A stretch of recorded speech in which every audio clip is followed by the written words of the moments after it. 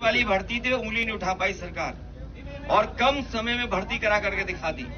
लेकिन जब से बीजेपी की सरकार आई है हर पेपर लीक हो गया है। कोई परीक्षा नहीं करा पाए, कोई परीक्षा नहीं करा पाए। हर पेपर लीक हुआ है, हर पेपर लीक है। और पेपर लीक होने के बाद पेपर जो लीक हुए हैं, अभी जमीन पे आएंगे तो रुक जाओ, अभी थोड़ी बात है। अरे रुक जा, जमीन घेर ली, रुक जा अभी।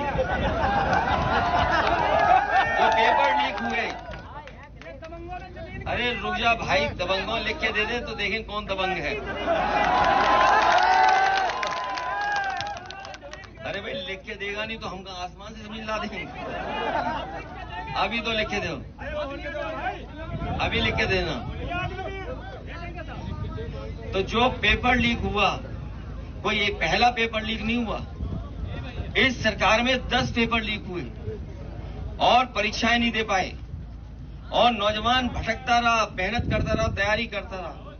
यहां भी हो सकता है कुछ नौजवान हों जिन्होंने परीक्षा लिखी हो और उनका पेपर लीक होने की वजह से वो नौकरी थी और पुलिस का इंतजाम किया कि पेपर लीक नहीं होगा और पेपर लीक हो गया।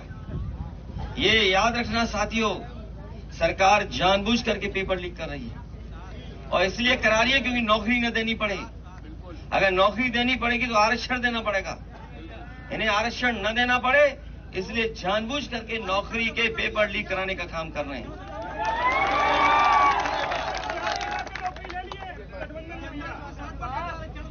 और पेपर लीक इतने बड़े पैमाने पर हुए हैं और 60 लाख, मैं एक बात कह दूं आपको, 60 लाख बच्चे हैं जिनकी नौकरी नहीं लग पाई पेपर लीक के कारण और उनके परिवार के अलग हम 3 सदस्यों को मान लें तो 60 गुणा 3 1 करोड़ 80 लाख।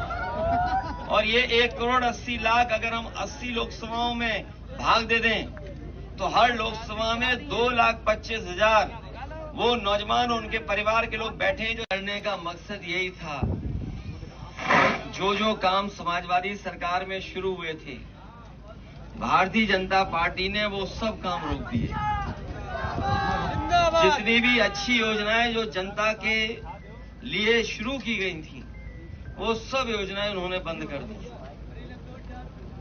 और न केवल हवाई पट्टी बल्कि जगह जगह मंडी बनाने का काम, जिससे कम से कम किसानों को उनकी पैदावार की कीमत मिल जाती। और जानते होंगे जगह जगह सब स्टेशन बनाने का काम शुरू हुआ था और सब स्टेशन बनने शुरू हो गए थे। गांव-गांव तार लग करके बिजली पहुंचने का काम हो गया था। जितना समाजवादियों ने बनाया थोड़ा बहुत तो आगे बढ़ाया, लेकिन उस काम को भी नहीं बढ़ा पाए।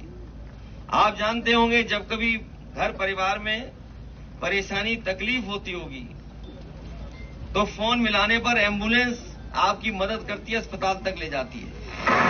वो योजना भी समाजवादियों की थी। गरीब कहां से इंतजाम करे, परिवार के सदस्य को कैसे अस्पताल ले जाए,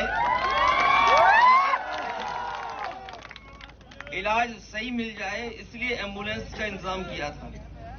जो एम्बुलेंस चली थी जो खराब हो गई, एक भी इस सरकार ने ना एम्बुलेंस बढ़ाई और ना ही नई एम्बुलेंस खरीद करके जनता की परेशानी को दूर करने का काम किया।